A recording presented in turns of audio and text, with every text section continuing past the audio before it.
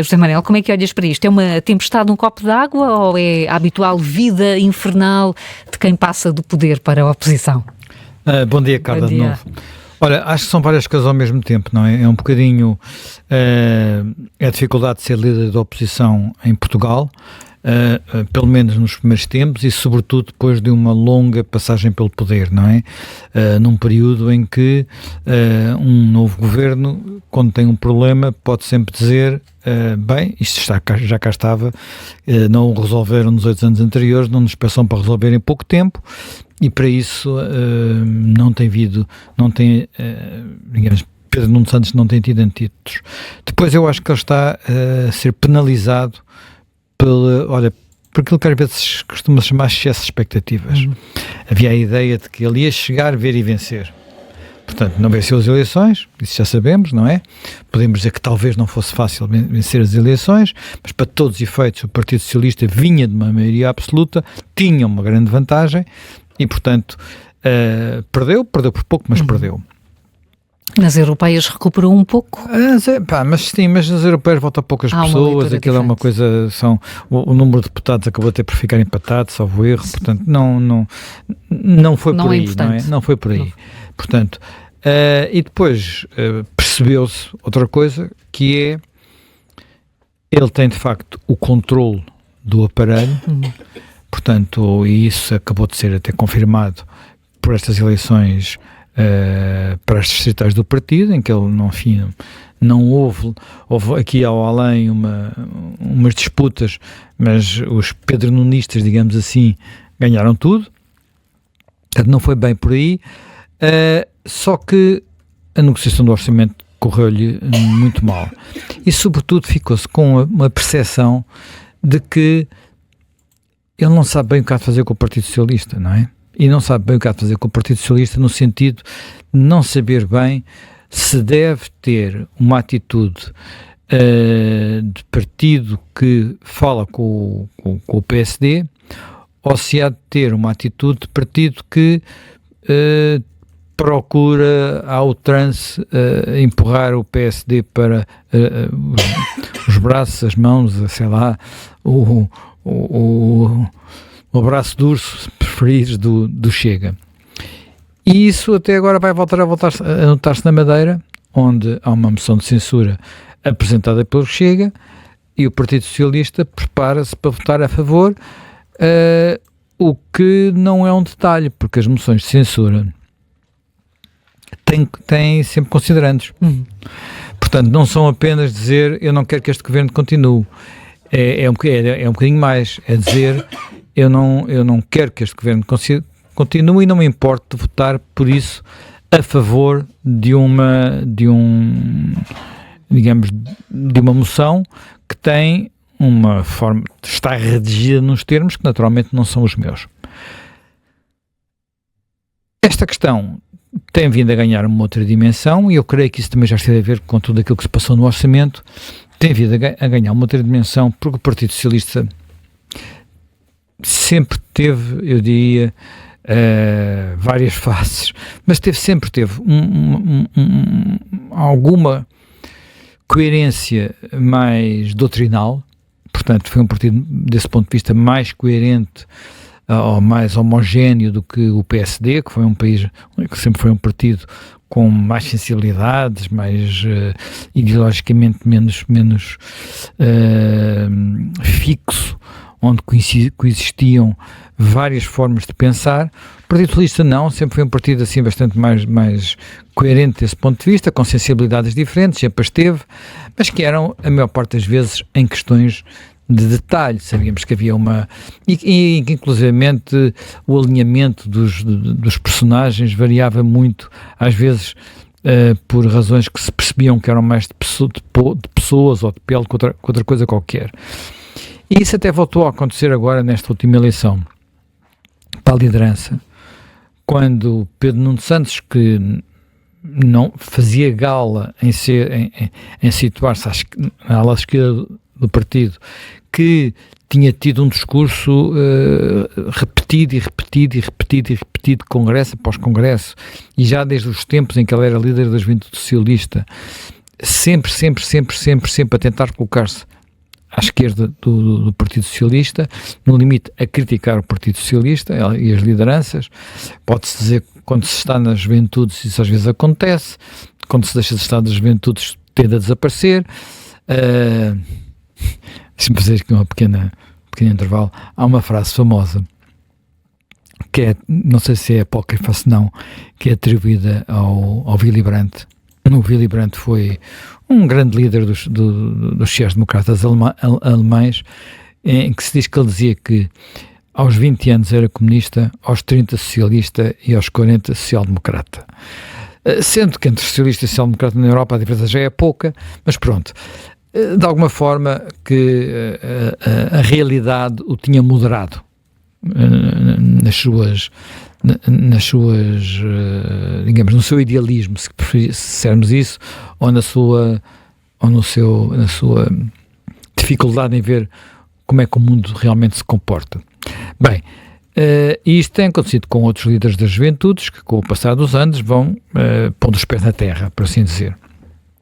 No caso concreto de Pedro Nuno Santos, isso nunca aconteceu muito e noto, por exemplo, durante o período da geringonça, a geringonça não era apenas um acordo tático para chegar ao governo, era mesmo uma coisa que ele gostaria que fosse para prolongar. Permanente. E, portanto, esteve ali uns tempos no lugar de secretário de Estado dos Assuntos Parlamentares, que era uma das coisas que negociavam, levando tudo isso de forma muito entusiástica. As coisas complicaram-se quando ele passou para as infraestruturas, e nem vou contar a história toda, mas pronto, mas manteve sempre a ideia de que era um homem, pronto, com boa presença, que discursava bem e que, portanto, que ia conseguir, ia ter carisma e ia ser carismático. Ora, quando chegou a altura de negociar o orçamento, a mim deu uma clara sensação, falámos e disse aqui muitas vezes, que a estratégia do Partido Socialista não foi clara desde o início. E não foi clara desde o início porque, das duas uma, o Partido Socialista queria aquilo que obteve desde o princípio, portanto, que era, vamos lá, há aqui 3 ou 4 pontos que nós queremos negociar, porque neste momento não queremos eleições, e as pessoas percebiam. Pronto, já houve vários líderes, no caso do PSD, que fizeram isso no passado, em situações em que não havia maiorias no Parlamento, ou então arranjavam uns pretextos para fingir que negociava e no final do dia romper a corda. Agora, no final do dia dizer, nós não obtivemos aquilo que queríamos, mas por uma razão que era válida 6 meses antes, não vamos deixar de votar, deixar de passar o orçamento, é algo que não é, digamos, a forma mais inteligente, habilidosa, politicamente hábil de resolver um problema como este, nem sequer dá a imagem de que é alguém que está com uma pose de estadista. Ora, aquilo que se fica de alguma forma a perceber são duas coisas, que é, por um lado, a adesão a Pedro Nuno Santos, mesmo no momento em que ele foi eleito, não foi apenas por ele vir representar uma viragem do Partido Socialista num sentido mais à esquerda. Todos nos recordamos que ele teve entre os seus apoiantes duas figuras que habitualmente são no Partido Socialista bastante moderadas, Francisco Assis e Álvaro Beleza. Não, e Álvaro Beleza e também o Sérgio Sousa Pinto. Sim, são talvez assim aqueles 3 nomes. Pronto, aqueles 3 nomes que habitualmente eram vistos como sendo a ala mais centrista do Partido Socialista e que vieram apoiar Pedro Nuno Santos. Porquê? Eu vou ser sincero, nunca percebi bem porquê. Achei que era basicamente por uma única razão. Estavam fartos de António Costa, estavam fartos do costismo e, portanto, queriam ver o costismo pelas costas. É evidente que António Costa percebeu isso, não é? E percebeu isso em boa parte na forma como decorreram as eleições do Partido Socialista, já tinha percebido isso da forma como Pedro Nuno Santos, por assim dizer, tinha tentado pôr o pé na porta num congresso anterior e ele teve que vir dizer que não tinha posto os chapéus para a reforma. Portanto, havia ali algo que não era uma boa relação. E agora isso tornou-se muito claro, porque António Costa aproveitou um pretexto, que é um pretexto, para vir dar uma bicada, e uma grande bicada, em Pedro Nuno Santos. Portanto, o que é que se passou? Não, temos uma situação em que temos um autarca, já lá vamos falar melhor um bocado disso, em que está a lidar com problemas complicados no seu concelho, que faz uma declaração cuja forma podemos considerar infeliz, mas cujo fundo se compreende, e já vamos falar um bocado melhor sobre isso e explicar porque é que eu digo isto, e a seguir António Costa vem subscrever um texto que claramente não foi ele que escreveu, pelo menos na minha perspectiva, naquilo que eu conheço, da forma como eu consigo ler o texto, e já se percebeu, a iniciativa não foi dele, foi de uma figura que poucas pessoas conhecem, que é o José Leitão, vem subscrever aquele texto em que vem falar em que um dos principais argumentos é sobre um assunto que não estava em cima da mesa, que é o que eventualmente esse autarca terá dito sobre segurança e imigração, que é um tema sobre o qual ele não falou, e não se referiu, não disse nada, e até teve a oportunidade de dizer que não é assim que ele pensa. Ora bem, portanto, isto foi feito única e exclusivamente para atrapalhar a liderança do PS. Pedro Nuno Santos, e a própria reação da liderança do Partido Socialista. Portanto, a reação da liderança foi muito, muito violenta. Portanto, com uma exceção. Porque essa estava, parece que, com um pé num campo e um pé no outro, que foi Alexandre Leitão. Porque Alexandre Leitão, ao mesmo tempo, repara, houve várias pessoas, digamos, do núcleo duro de Pedro Nuno Santos, que vieram a terreno criticar duramente António Costa por ele estar a fazer aquilo, numa altura destas. Algumas que até têm estado muito discretas, como por exemplo Duarte Cordeiro. Outros que têm tido maior protagonismo, como por exemplo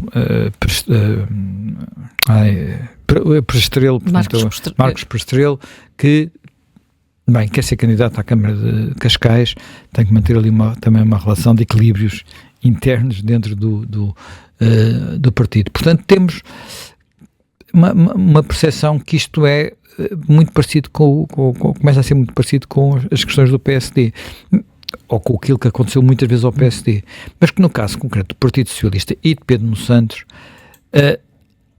não tem apenas a ver, pelo menos na minha perspectiva, não tem apenas a ver com o tema costismo, anticostismo, ou costismo e irritação com o costismo, não tem apenas a ver com a habilidade ou falta de habilidade de Pedro Nuno Santos para ser líder de um grande partido, que é aquilo que se nota um pouco, tem a ver com uma outra questão.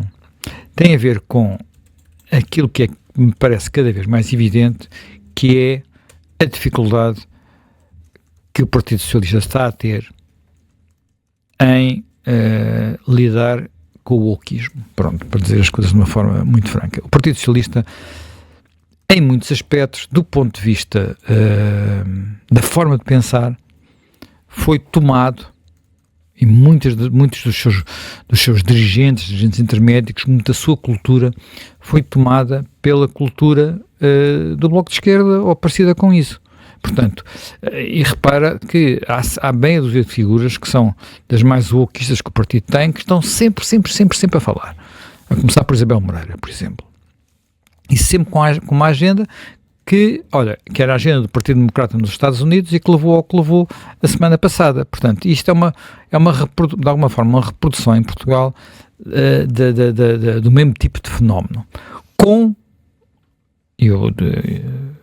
Eu e a Helena, de resto, este fim de semana escrevemos sobre isto, com grande responsabilidade por parte dos jornalismos, que também têm esta agenda, boa parte deles, e que, portanto, não são capazes de pensar de outra forma, e que, portanto, cada vez que conseguem ter alguém à frente que diga qualquer coisa disto, multiplicam, amplificam e vão por aí adiante. Ainda hoje, por exemplo, há no público uma notícia, que devia ser apenas uma notícia, sobre o facto de, noutro distrito, aqui, já não é distrital de Lisboa, é distrital de Setúbal, o Partido Socialista dizer, ou o líder do Partido Socialista local dizer, André Pinotes Batista, dizer, nós não podemos continuar, no fundo o que ele está a dizer assim, não podemos continuar a fingir que não há um problema de imigração, é o que ele diz, e o subtexto da notícia, repito, notícia é o Partido Socialista vai tornar-se, ele não diz igual ao Chega, mas diz igual ao Partido Socialista da Dinamarca, que é igual à extrema-direita. Portanto, vai-se lá dar tudo ao mesmo. Portanto, isto não é uma notícia, isto é a tese da jornalista que escreveu a notícia. Portanto, vamos lá ser claros sobre esta matéria, porque sobre isto há uma grande responsabilidade de quem está a contribuir para a informação ou desinformação da opinião pública. Portanto, aquilo que está em causa e que durante meses tem havido uma espécie de recusa por parte do Partido Socialista de admitir é que, ponto 1, em Portugal há problemas de segurança. Não tem a ver ou não com termos mais imigração. Em alguns sítios podem ter, noutros podem não ter nada a ver. Agora, eu não posso dizer que somos o país mais seguro do mundo. E atenção, eu não sei até que ponto é que isto é verdade, mas repara, este discurso é um discurso para o qual existem pressões políticas e económicas. A Associação de Turismo de Lisboa quer continuar a dizer que em Lisboa não há problema nenhum, porque isso para a Associação de Turismo de Lisboa é muito importante para termos, quer dizer, e comparativamente com muitos outros países, é verdade. Há uma necessidade de mão de obra enorme. Não é só uma necessidade de mão de obra, é uma necessidade de mão de obra, é uma necessidade de turistas que venham dizendo, ali, aqui ninguém nos assalta, aqui não nos acontece nada, desde que não tenhamos o Elétrico 28, não é? Desde que não tenhamos o Elétrico 28, aqui ninguém nos assalta. Portanto, eu acho que, quer dizer, quando comparamos com outras cidades europeias, isto é verdade. Agora, não podemos, em nome de algo que... E esta semana há uma notícia, ou melhor, no Expresso esta semana há uma notícia que é muito significativa. Nós temos, nos últimos, penso eu que entre 2011 e 2023, portanto, num período que é sobretudo de governação do Partido Socialista, um aumento de 700% das operações policiais nos chamados bairros problemáticos. Mas não há problema nenhum. Não existe. Quem fala de problemas é racista, é cheguista, é o que tu quiseres. Não há problema nenhum. Quer dizer, e agora nós sabemos que há, quer dizer, e um tema de imigração, já falamos tantas vezes dele aqui, é um problema que não se trata de ignorar o facto de Portugal precisar de imigrantes, trata-se de perceber que imigrantes às pasadas não é propriamente a melhor forma de resolver os problemas, porque agrava outro tipo de situações. E agora vem finalmente um líder do Partido Socialista, André Pinotes Batista, dizer isto em Setúbal. E vamos ver o que é que acontece hoje durante o dia, mas não me surpreende que as vozes do costume lhes saltem em cima, como saltaram em cima de Ricardo Leão. Portanto, Ricardo Leão, vamos lá ver, Ricardo Leão, eu estive aqui a olhar para... As pessoas têm que ter noção do que está a passar, não é? Portanto, vamos ver o que aconteceu no Conselho de Loures, que é o Conselho de Ricardo Leão. No Conselho de Loures,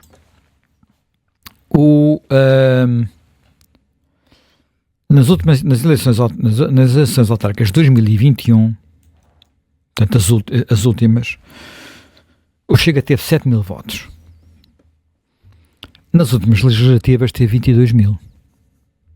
Teve quase tantos votos como a AD, que teve 24 mil. No Conselho de Loures. E o PS, que tinha tido em Loures, portanto, nas eleições, agora estou a comparar legislativas com legislativas, teve 37 mil votos, que foram menos 11 mil votos do que tinha tido nas eleições anteriores. Portanto, no intervalo de 2 anos, em legislativas, o PS perdeu mais de um terço do eleitorado, ou seja, há um terço do eleitorado em Loures, essencialmente um terço do eleitorado em Loures. O Chega quase que ultrapassou a AD. A CDU, que teve a presença da Câmara de Loures até há 4 anos atrás, quer dizer, há 3 anos atrás, quer dizer, porque agora o Ricardo Leão é que substituiu o Fernandino Soares, a CDU, nas legislativas, teve menos votos em Loures que a Iniciativa Liberal. Portanto, há uma transformação deste Conselho. E porquê é que essa transformação está a acontecer? É isso que nós temos que perceber. Quer dizer, não vale a pena dizer que está a acontecer porque há um partido de demagogos e um partido de extremistas e um partido de iletrados ou um partido de lixo, como, enfim, para usar uma expressão americana, que nos fica bem numa altura destas, não é? Não, o que é preciso perceber é o que é que está a acontecer. E uma das coisas que nós percebemos, por exemplo, eu estive a ver ontem, enfim, fui ver com algum detalhe o Facebook de Ricardo Leão, porque ele tem posts praticamente todos os dias e vai lá colocando as suas declarações, as suas visitas. A vida de um Presidente de Câmara é muito diferente daquilo que nós imaginamos, não é? Ele passa a vida as vidas dos Presidentes de Câmara passam a vida num forró de um lado para o outro, não é? Porque tem que ir a uma festividade, a uma festa, a um jantar, a um almoço, descerrar uma lápide aqui, descerrar uma lápide acolá, pôr uma primeira pedra mais adiante, sobretudo a um ano das eleições autárquicas. Aquilo é um verdadeiro... só imaginar-me a fazer aquele tipo de vida me deixa um bocadinho com pele de galinha, devo dizer. Cansado. Ficas cansado só de imaginar a agenda. Cansado só de imaginar aquele tipo de vida. Bem, e depois há as sessões de Câmara, naturalmente, ele põe bastantes... por exemplo, uma das coisas que ele põe na sessão de Câmara, ele retransmite uma declaração, digamos, as declarações que fez a propósito de um tema que também andou por aí, e que mais uma vez houve distorção, que é o tema da alimentação escolar. Portanto, o que ele disse basicamente foi o seguinte, e já agora, para ser claro sobre essa matéria. O Ricardo Araújo Pereira ontem usou essas declarações. Usou, pronto. Eu não vi o Ricardo Araújo Pereira ontem, mas portanto, o Ricardo Araújo Pereira estudar em colégios públicos ou privados? Eu não sei o que é que Porque ele disse. nas escolas públicas, as famílias que não pagam as refeições são muito frequentemente um problema que põe em causa a sustentabilidade das cantinas. Eu sei do que falo, porque os meus filhos estudaram em escolas públicas e tive de enfrentar esse extraordinário dilema que é... Mas é que ele explicou, eu não sei o que é que o André Augusto Pereira pôs, se ele pôs a declaração toda. Portanto, o que é preciso aqui é a declaração toda. A declaração toda é assim, o que ele diz é assim, nós temos as famílias da categoria A que não pagam. Portanto, os mais pobres. Famílias que não pagam. As famílias da categoria B que também estão isentas de pagamento. E depois temos as famílias da categoria C, que em Loures, porventura, nem sequer são a maioria, e que têm que pagar um preço simbólico. E essas famílias acumularam já uma dívida de 2 milhões de euros à Câmara, sendo que muitas vezes os pais das outras famílias e os pais que pagam veem os pais dessas famílias a chegar à escola a depositar os filhos, que às vezes é mesmo o termo é este, a depositar os filhos, entrar num café em frente e a gastar num croissant e num café mais do que teriam que pagar pela refeição do filho. E depois não pagam a refeição do filho. E há sempre, desculpa só interromper, há sempre ali uma margem de algumas refeições para uma criança, 4, 5 refeições, 7, varia com o tamanho da escola. Que são, quer dizer, que as cantinas conseguem gerir. Imagina uma família que de repente, isto acontece muito em situações de divórcio, de repente há ali uma situação de grande complicação e há sempre ali umas 4, 5, 6 e ele diz que não vai deixar as crianças sem comer, mas não vai permitir que isto continue. Portanto, a declaração toda é relativamente longa e convém usá-la toda, portanto, e não apenas aquilo que dá jeito. Pronto. Em relação ao outro tema, que é o tema, eu não aquilo é um problema, vamos lá ver, aquilo é um problema. Pensar assim, não se pode fazer nada, porque em Portugal há uma Constituição e, portanto, não podemos ter, como é que se diz, a expressão é, não pode haver dupla condenação, penas em duplicado. Bem, a questão é, eu diria que há aqui um tema que nós não podemos deixar de olhar para ele, que é, se tu viveres, se a Helena viver, se o João viver num prédio, onde de repente um dos nossos vizinhos incendiou o nosso carro, ou deu cabo do sistema de recolha de lixo, ou, o que acontece com frequência, estragou os elevadores, nós vamos encontrá-lo nas escadas, dar uma palmada das costas e dizer, não tenho nada contra ti porque há uma Constituição que te protege, ou vamos sair do prédio, ou vamos ver se ele consegue sair de lá, porque ali a gente não se sente bem a viver. Ora, quando nós achamos que não há nada a fazer, estamos a dizer aos outros vizinhos que não têm para onde ir, portanto, e que também são, muitas vezes, muito mais em situações sociais, porventura mais complexas e mais delicadas, que vocês fiquem aí que a gente não tem nada a dizer. Porque como é que isto se resolve? Olha, eu não sei. Mas não é achar que tratar este problema é ser xenófobo, é ser chega, é ser isto, é ser aquilo, é ser aquele outro, que foi o discurso que houve por aí. E aquilo que se percebe é que no Partido Socialista em Lisboa há os presidentes das conselhias e os presidentes das autárquicas, os vários presidentes de Câmara, que de uma forma genérica não se distanciaram de Ricardo Leão. E Pedro Nuno Santos, que apesar de tudo está perto do aparelho, tentou encontrar uma fórmula de compromisso. Pronto. E o próprio... Falando de um mau momento. Um mau momento, pronto. Uma fórmula de compromisso. Mas sem dizer que o problema não existia. Pronto. E depois temos... olha, a Alexandra Leitão, a tal que andou a fechar as escolas com contrato de associação, tendo os filhos dela a estudar numa escola privada, portanto é alguém que vive noutro mundo completamente diferente. Olha, aquele mundo elitista de que nós hoje, quando lemos as análises sobre as eleições americanas, percebemos que foi um mundo que tomou conta do Partido Democrata e que é em boa parte responsável pela derrota do Partido Democrata nestas eleições. E, portanto, depois temos Alexandre Leitão a dizer aquilo que fica bem para o wokeismo dominante, ou para o wokeismo dominante em muitos meios. E a criar uma situação impossível ao Ricardo Leão, ou difícil, ou admitir-se eu não sei o que é que ela quer. Mas, em princípio, ela é o número 2 do Partido Socialista. Está sentada ao lado de Pedro Nuno Santos no Parlamento. Vem tomar posições públicas contrárias ao líder do seu partido. Vem tomar posições políticas pesadas, como a admissão de uma comissão política distrital. E, ao mesmo tempo, anda a sugerir em entrevistas que um dia pode ser Primeiro-Ministro, ou Presidente da República, ou Presidente da Câmara de Lisboa, ou uma coisa qualquer. Isto vai para onde? Vamos a caminho de quê? Ou melhor, o Partido Socialista vai a caminho de quê?